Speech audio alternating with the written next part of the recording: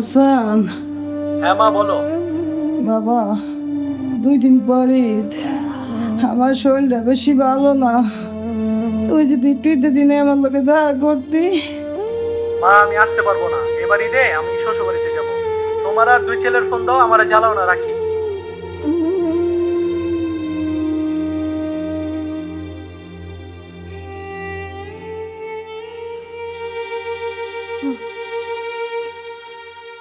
মেডিসিনের একটা ফোন দেই।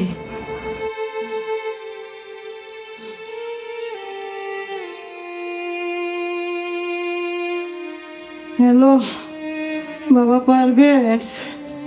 হ্যাঁ মা বলো। বাবা 2 দিন পরে ঈদ।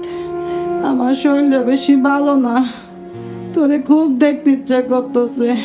তুই যদি আমার লগে একটু ঈদের দিন দেখা করতি। মা আমি এখন আসতে পারবো না, আমার অনেক কাজের চাপ। আর রাখ, আমি তোমার সাথে পরে কথা বলি। আল্লাহ, ছোট ছেলের একটা ফোন দেই তো। আহ, আহ, আহ, আহ, আহ। হ্যাঁ মা বলো। বাবা শাকিল, 2 দিন পর ঈদ বাবা। আমার শরীরটা বেশি ভালো না। তুই যদি আমার লগে একটু দেখা করতি। তোরে না খুব দেখতে ইচ্ছা করতেছে। না আমি যাইতে পারবো না, আমার এখানে অনেক কাজ আছে। তোমার ওই 2 ছেলে আছে, 2 ছেলেরে ফোন দাও।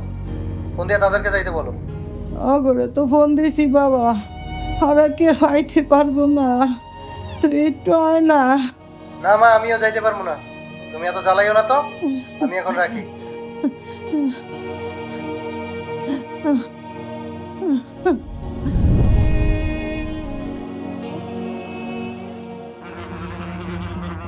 খালাম্মা, হুম, এত পচা গন্ধ ছুটছে। খালাম্মা মনে হয় মারা গেছে। কোরবানি তো হয়ে গেছে আজকে 7 দিন। কবে মারা গেছে আল্লাহই জানে। তার ছেলের একটা ফোন দিই।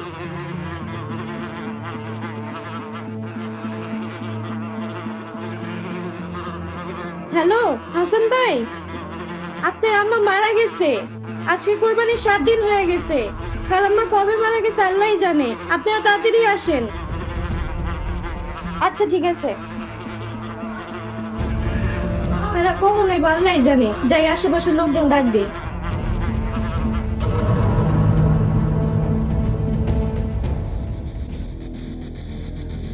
হাই বাবা, আমাদের একটু বাসের সামনে নামে দিয়ে আসো তো। না মামা, আপনাদেরকে আমার রিস্কা নিবো না মামা। চলো ভাই, আমরা রিস্কা দেখি। চল দাদা, জি। আপনি তো জানেন আমার মা মারা গেছে। আমার মায়ের নামে একটু মিলাদ দিব। আমাদের 500 লোক বাজেট, 500 লোকের চাল ডাল যা লাগে সব আমাদের দেবে। না না ভাই, আপনাদের কাছে আমি কিছু বিক্রি করবো না। কেন বিক্রি করবেন না? বলছি না বিক্রি করবো না ভাই, আমরা জানি।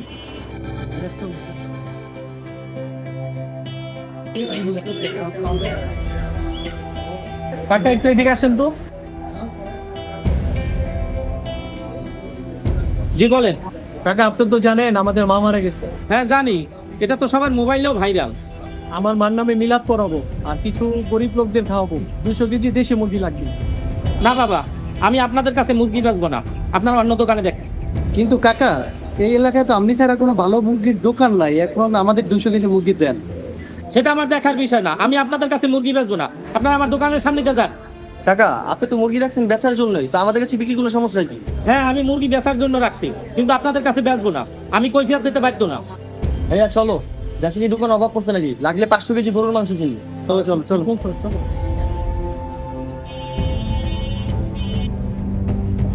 ভাই কি ব্যাপার, আজকে আপনার গরু জমা দেন নেই? আজকে রবিবার, আজকে গরু জমা দেন, আগামীকালকে জমা দেওয়া হবে। ভাই আপনারা তো জানেন যে আমার মা মারা গেছে। হ্যাঁ জানি, আপনারা তো ফেসবুকে ভাইরাল। মায়ের নামে মিলাদ পড়াবো, কালকে আমাদের ভালো দেখে 200 কেজি গরুর গোশত দিন। না, আপনাদের কাছে আমরা গরু বিক্রি করবো।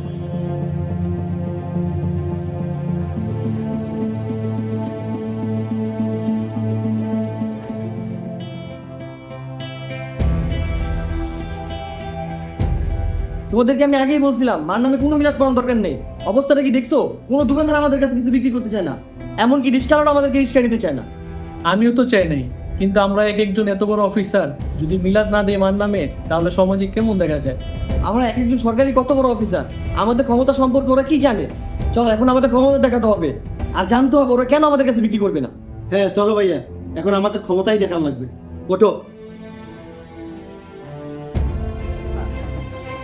কাকা এদিকে আসুন তো। জি বাবা, এদিকে আসেন। আরে আপনারা এটা কি করতেছেন? আসেন এদিকে আসেন। আরে কি করতেছেন আপনারা? আরে আপনারা আমার সাথে এরকম ব্যবহার করতেছেন কেন? এরকম ব্যবহার করতেছি কেন? আমরা সমাজে কোন দিক দিয়ে ছোট? আমার বড় ভাই পুলিশ অফিসার, আমি সচিব, আমার ছোট ভাই প্রফেসর। আমাদের কাছে কেউ কোনো কিছু বিক্রি করতেছে না, কারণটা কি? সমস্যা কোথায় আপনাদের? আপনাদের কাছে এই সমাজের কেউ কোনো কিছু বিক্রি করবে না, এমনকি রিক্সাওয়ালা পর্যন্ত আপনাদের রিক্সায় নিবে না। আপনারা সচিব হতে পারেন, পুলিশ অফিসার হতে পারেন, প্রফেসর হতে পারেন, আপনারা সুশিক্ষায় শিক্ষিত না, আপনারা শিক্ষিত নামে কলঙ্ক। আপনাদের মতন উপযুক্ত 3টা ছেলে থাকা সত্ত্বেও আপনাদের মা এই ঈদের সময় মহিলা 7 দিন বিছানে বইরে রয়েছে। আপনারা একটা সন্তান মায়ের খোঁজ নেন নাই। আপনারা কেমন শিক্ষিত সন্তান? আমার মনে হয় আপনারা তো কুলাঙ্গার সন্তান। এই দেশের আইন আপনাদের কি বিচার করে সেটা জানি না। এই সমাজের আমরা সবাই আপনাদের বিচার করব। আপনাদেরকে আমরা সমাজ থেকে বয়কট করলাম। আপনাদের কাছে আমরা কোনো কিছু বিক্রি করব না। আপনাদের দেখা যেন এই সমাজের সব সন্তানরা শিক্ষা পায়, মা বাবার সাথে যেন এরকম খারাপ আচরণ না করে। আমরা চাই সব সন্তানরা মা বাবার প্রতি যত্নবান হোক।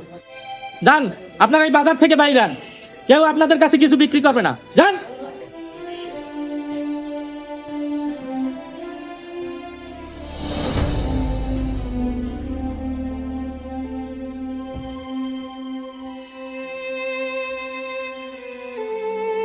ভাইয়া, বাবা মারা যাওয়ার পরে মা আমাদেরকে অনেক কষ্ট করে মানুষ করছে। এটা তো সত্যি, আমরা বড় হওয়ার পরে মার কোনো খোঁজখবর রাখি নাই, মার প্রতি অনেক অবিচার করছি। কিন্তু মা মারা যাওয়ার পরে বিষয়টা ফেসবুকে ভাইরাল হওয়াতে সমস্ত দেশবাসী আমাদের উপর খেপা। আমাদের বিচার যদি আইনের মাধ্যমে হতো তাহলে আমরা পার পেয়ে যেতাম, কিন্তু বিচার এখন জনগণ করতে চায়। আর এখন যে পরিস্থিতি, এই পরিস্থিতিতে দেশ ছেড়ে পালিয়ে যাওয়া ছাড়া আমাদের আর কোনো উপায় নেই। হ্যাঁ তুই ঠিক বলছিস, একটা বউ বাচ্চা নিয়ে রাতে রাতে দেশ ছেড়ে পালিয়ে যেতে হবে।